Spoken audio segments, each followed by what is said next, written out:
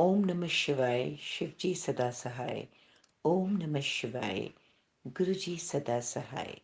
Jai Guruji Sangat Ji. Today we begin with the Satsangs narrated in the Holy Granth, Light of Divinity.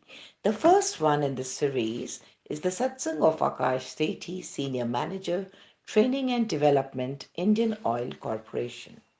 The chapter is called When the Divine Father Blessed Us with Sons. It was in the last week of June 1998 that I had the good fortune of having Guruji's darshan.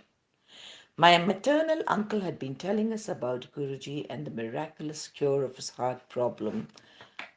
My uncle had been advised to go for an urgent bypass surgery by his cardiologist. Preparing himself mentally for surgery, he had gone to Guruji for his blessings. Guruji had ordered him to sit near him and press his feet. Guruji then inquired about his health. Uncle told him and then sought Guruji's permission to leave and with his blessings for the imminent surgery. Guruji told him that he need not go for the surgery, saying, I have already done your bypass. It was hard to believe, even for a devout disciple like him, but he was happy that Guruji had blessed him. Next morning, Uncle went for his pre-admission test. The test revealed that his heart was functioning perfectly. His cardiologist, however, attributed the good reports to the tests having been done just after the patient had slept well. He directed Uncle to get the test redone at a different laboratory. Again, the results were the same. The doctor was stunned. Uncle related the night's happening at Guruji's to the doctor. The doctor was left speechless and could not but wonder at Guruji's divine intervention. Even though I knew of Guruji's grace, I could not receive his darshan because I was posted at Srinagar and came to Delhi only on short visits for official work. Fortunately, the next time I visited Delhi, Uncle conveyed the good news that Guruji was in Delhi and we would go to meet him. We went to the Empire Estate Sthan of Guruji the same evening. It was quite late by the time we reached there. The last round of langar was on and Guruji had gone to his room for a while. We were asked to sit for the langar and were with the Sangat when Guruji walked out of his room. The first darshan of Guruji walking gracefully, though unassumingly, into the hall, dressed in a black kurta, is still fresh in my mind. He recognized my uncle, observed us, first timers there, and came to us. He asked uncle to introduce us and then gave us chutti, that is leave, after telling us to come to the ranch, a farmhouse on the Gurgaon Mehroli road, for his birthday. First day and testing times. As luck would have it, the next day when I went to join my Delhi office, I was told to go back to Srinagar on temporary duty as the new in charge had faltered on service and a customer had complained to the regional office. I returned to Srinagar unhappy at the prospect of not being able to get Guruji's darshan on his birthday, but confident of meeting with success in my official duty as I had received darshan and Guruji's blessing. I knew everything would go as Guruji wanted it to.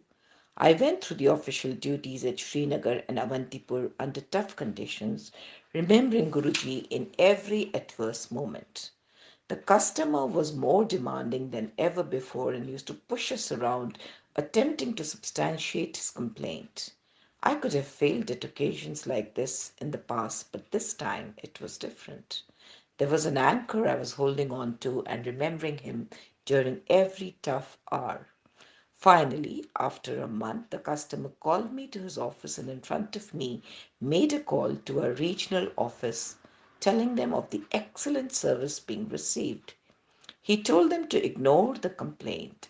An appreciation letter was handed over to me. I knew whose doing this was. I returned to Delhi looking forward to Guruji's darshan. My family had gone for Guruji's birthday celebrations and had been regularly going to Empire State. They told me of the many thousands of devotees who had come to Guruji's birthday and of the experience the Sangat had shared with them.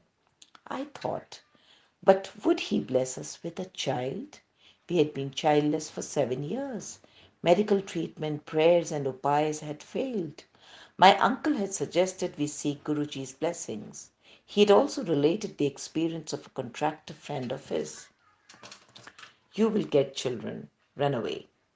The contractor had been childless for 16 years when he got Guruji's blessings.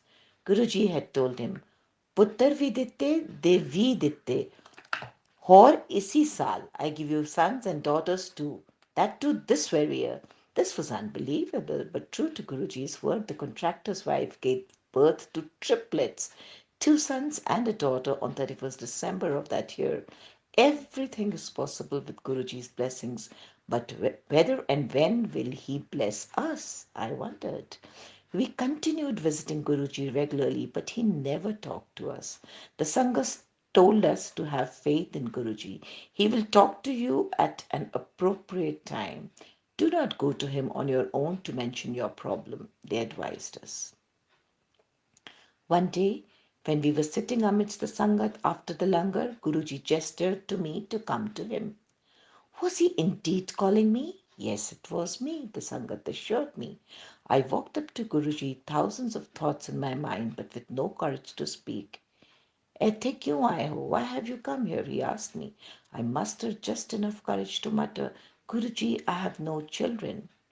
Guruji said detachedly, "You will get children. Run away from here."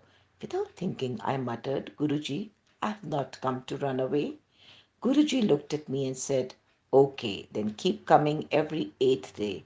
This was something that surprised me no end. I wondered how Guruji knew it was convenient for me to come only every 8th day. At that time, I was working in shifts with the 8-day rotation cycle, 2 morning shifts, 2 afternoon shifts, 2 night shifts, and then 2 off days, with only the evening of the first off day being convenient for attending the satsang.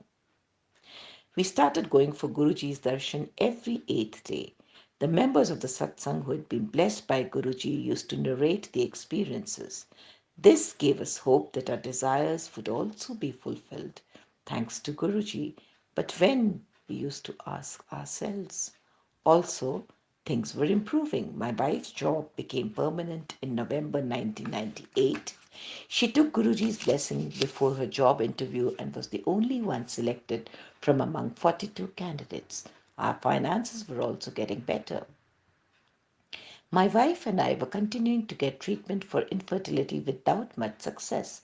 The doctor had suggested a few attempts at intrauterine insemination, IUI, although she was not hopeful it would work for us. She had stated that this would be followed by attempts at in vitro fertilization, IVF, an expensive procedure. At the same time, I received a message from my company that I had been shortlisted for the program beginning June 2000, was to be 1 year. I was in two minds. My wife was vehemently and vocally against appearing for the exam. I asked her to leave the decision to Guruji. She stated, "What if he says yes? The treatment will stop for 1 year." Still on our next visit, I gathered courage to go up to Guruji and ask him whether I should go for the exam. Guruji responded saying, "Such chances come only once in a lifetime. You should go for it." I told my wife of Guruji's decision. She was unhappy.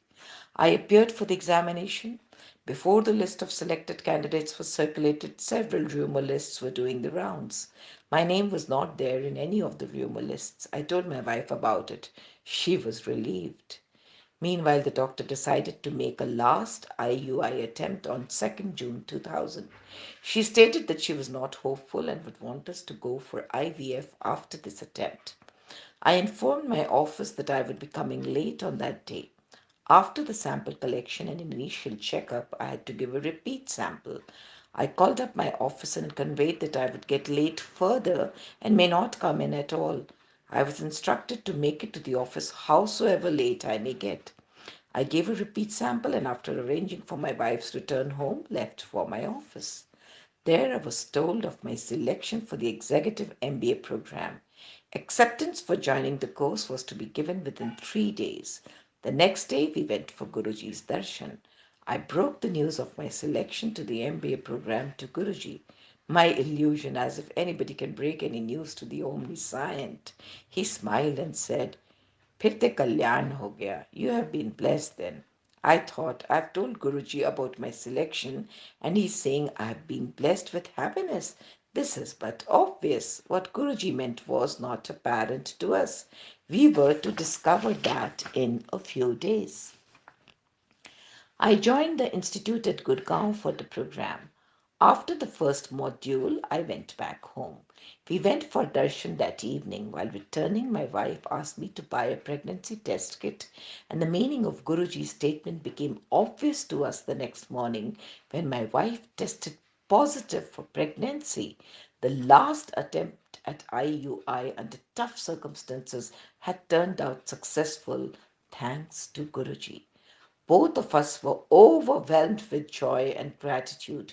We were in tears and were repeatedly kissing Guruji's photographs for a long, long while. We went to Guruji that evening. I touched his feet and was about to speak, once again trying to break the news to the omniscient, when he motioned me to keep quiet. I know, he said. My wife went through her pregnancy quite comfortably in spite of my absence. She was able to get a house in her college campus during that phase, which helped her to do away with much of the traveling. She gave birth to a boy on 31st January 2001. After completion of the baby's first 40 days, we took the infant to Guruji for his blessings. That day, at the time of giving us leave, Guruji asked my wife, Poonam auntie, और मुंडा लेना है? Do you want another son? She was taken by surprise and did not answer. Guruji repeated this question to my wife on every visit we made. She never answered, but kept wondering during our drives back home how she could go through the medical procedure once again, and that too with such a small child to care of. She said Guruji must be joking. After completion of my MBA in June 2001, I got transfer orders for Rajband, a place close to Durgapur in West Bengal. It was not possible for me to move at that time considering the young child, but no one was prepared and other responsibilities at Delhi. I pleaded with my company seniors, but no one was prepared to help. Disheartened by the apathy of my seniors, I was considering moving to the new posting without my family after making arrangements for in Delhi for their stay. We went for Guruji's darshan on the evening. That day, the last of the seniors I had been requesting had said no to me. That day too, Guruji asked the same question to my wife. Punamanti hor munda lena hai. She promptly spoke, how will I get another son if my husband goes on a posting? Guruji smiled and said, this is really a technical problem. Let me cancel his transfer. We touched his feet and went back home. 2 days later, one of my senior officers called up and said, you have been talking of your inability to move. Why don't you write your request out and fax it to me? I will see what can be done about it. I knew who had put the thought in his mind. I continued in Delhi for another 2 years after that, rejoining the office on Guruji's birthday, 7th July 2001. Guruji continued to put the same question to my wife. One evening in April 2002, she answered, as you please. The pregnancy test done the next day was positive. This time it had happened without any medical procedure. During the course of this pregnancy, my wife once mentioned to me that she wanted a daughter this time and would ask Guruji for the same. On our next visit, as she was about to make the request to Guruji, while touching his feet, he spoke first. First time a son, and next time also a son. She had her answer, and of course, another son was born to us on 1st December 2002. Guruji christened the second son Ishuk. After the birth of our second child, Guruji once asked my wife whether she was planning to pursue a PhD. She replied that it was too difficult to manage her studies with two children. Guruji repeated this suggestion to her, adding, do you know PhD means pagal hone ka dar, fear of turning insane. Again, the reason behind this suggestion became obvious to us much later when I got transferred to Mumbai. The only way my wife would join me was by taking leave for doing a PhD. On getting my transfer orders, I went back to seek Guruji's blessings and told him of my transfer. He told me to go ahead. I spent 1 year in Mumbai without my family. During this phase, we visited Guruji a few times. During one of these visits, Guruji told me, "You take your family along, or else I will give you one more son." We took the hint, and my wife applied for a PhD registration, which happened against all odds in a record short time, thanks to Guruji. As a result, my family could join me in Mumbai. It would not be out of place to mention here that one of my father's friends, an accomplished astrologer, had told me when we did not have any children that I would get my first child only at the age of 41. He had also predicted that I would have a son, that too only after two daughters. This astrologer has hardly ever been wrong. When I asked him after Guruji blessed us with children, the first one when I was 37 and the second when I was 39, how his predictions had gone wrong, he replied that astrology can only tell how your destiny has been decided by God. But a Mahapurush like Guruji, who's God personified, he continued, has the power to rewrite destiny. So there is no doubt that the one who has the power to rewrite our destinies is God Himself. Accidents averted on road and tarmac. In September 1999, I had gone to Shimla with my wife driving my car. I have never been a good driver thanks to my habit of daydreaming. While we were returning from Shimla, we had a stopover at Chandigarh. The next morning, we started later than planned and were bearing heavily on my mind, prompting me to drive faster than usual. We ran into a traffic jam between Ambala and Karnal. Our car was behind an earth mover, and there were several cars behind us. I was anxious to go ahead but unable to do so as only one side of the road was operative and the broad bodied earth mover was blocking the view of the traffic coming from the other side. My wife was sitting beside me, her eyes closed, listening to shabads on her Walkman. The earth mover was traveling at a very slow pace. My patience gave way and I sped the car to the right side of the earth mover, intending to overtake it. Just as the car came parallel to the earth mover and I sighted the traffic coming from the other side, I saw another earth mover racing towards us. It was only a few meters away and just a few inches between the two earth movers.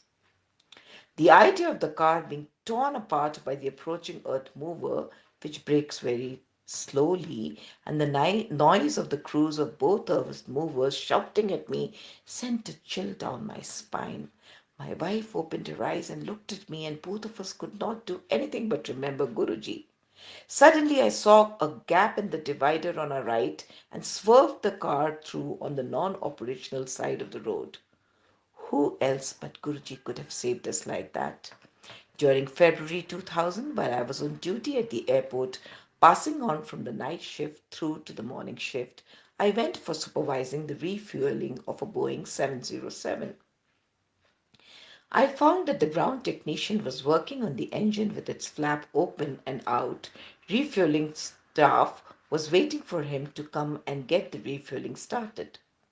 I went to the technician who said there was a lot of work to be done and he was single-handedly attending to the aircraft. Even the securing arm of the engine flap was not working and he had had to make it rest on the stepladder while working on the engine.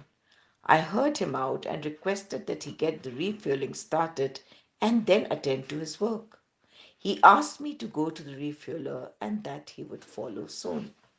Just as I turned to go, he shifted his stance on the stepladder, not in my sight, and the flap of the engine dropped from the rest. It was and started falling down. I caught a glimpse of the flap approaching me with great speed and remembered Guruji. The flap struck my forehead and blood oozed out. I was conscious and was driven to the airport doctor. He looked at the wound and said, "God has saved you. A centimeter up or a centimeter down, and the injury could have been fatal." This time, too, I knew the God who had saved me. Saved in flooded Mumbai. On the day of the Mumbai floods, 26 July 2005, I was in office. Some of the employees left early knowing that train services were disrupted. I went through my office work and came out at the usual time. By then, the employees who had left early to catch the trains had started returning to the office as the service had come to a halt. I had commuted that day by my car and was in two minds. Should I stay put or try to reach home? One of my colleagues came to me and said that his son was stuck in a school which was on our way to home. That decided it for me. I remembered Guruji and headed for home with a stopover planned at the school of my colleague's son.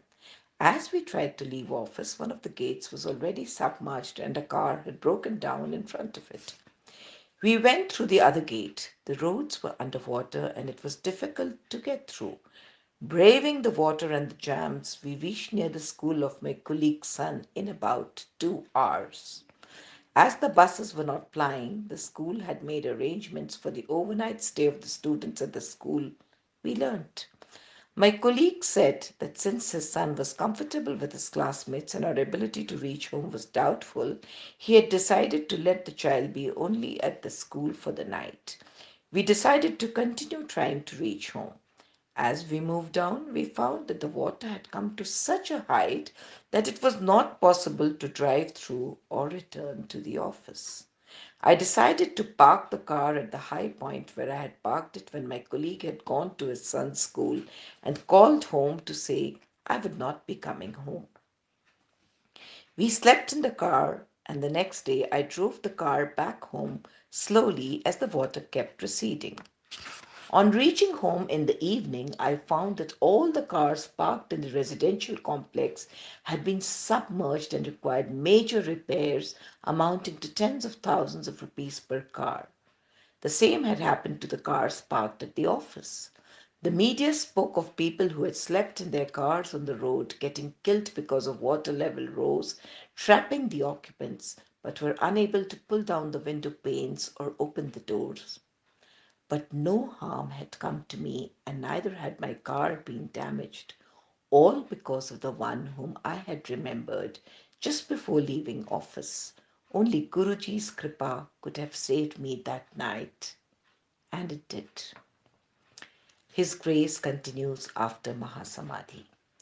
In February 2007, on a visit to Delhi, I went to have Guruji's darshan.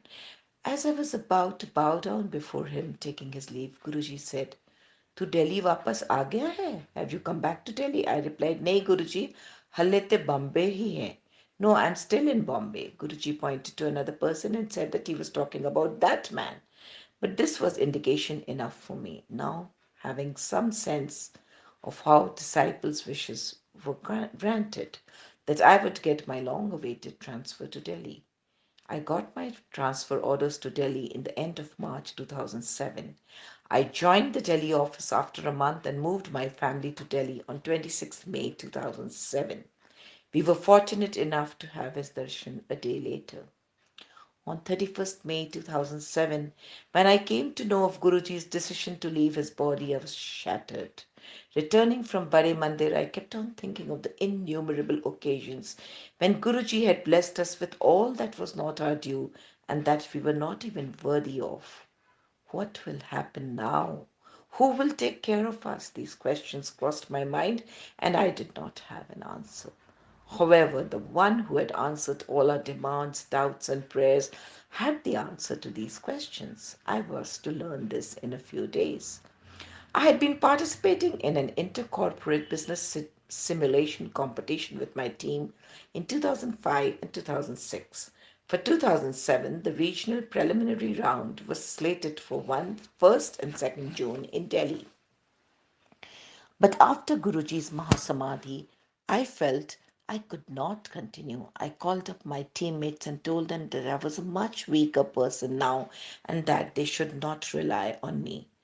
One of them consoled me, saying that the Guru does not ever desert a disciple even after leaving his own body.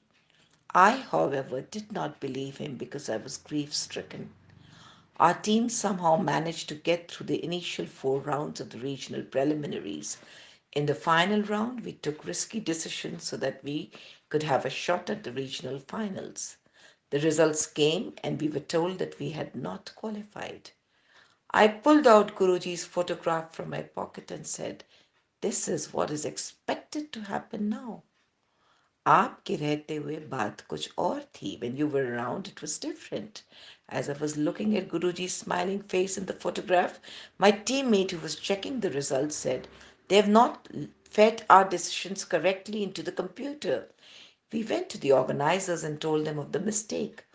After corrections were made, we were found to have qualified for the regional finals. After that, our team did not look back and stood second in the national finals on 6th June 2007 and subsequently second in the Asia Pacific region finals in September 2007.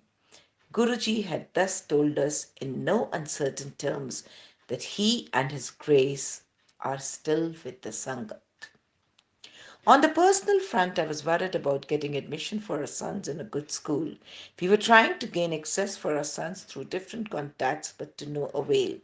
Ultimately, I remembered Guruji and asked him, "When you have given us these two sons, why don't you get them admission in a good school?" The question was answered faster than it was asked. The children got admission in a top class school in Delhi without any donation or political influence. When we had arrived in Delhi, we did not have a place from where my wife and I could attend our jobs and also look after our children aged 4 and 6 years. The only way out of was for my wife to get a flat within her college, but none of the residents was close to retirement and there were several lecturers senior to her. The flats were allotted per the seniority of the applicants. This time too the miracle we needed occurred. A resident vacated a flat as his son found it inconvenient to travel to a far off school. Strangely, none of the lecturers senior to my wife applied for the flat. Who else but Guruji can make miracles happen as and when they suit the desires and demands of any member of the Sangat? I have summarized my experiences with Guruji, my God. I close this with my heartfelt gratitude and reverence to him. Om Shri Guru Devaya Namah. May Guruji continue to shower us, all his disciples, with good fortune and good sense, and may we always remain worthy of being his disciples. Jai Guruji. Shukrana Guruji.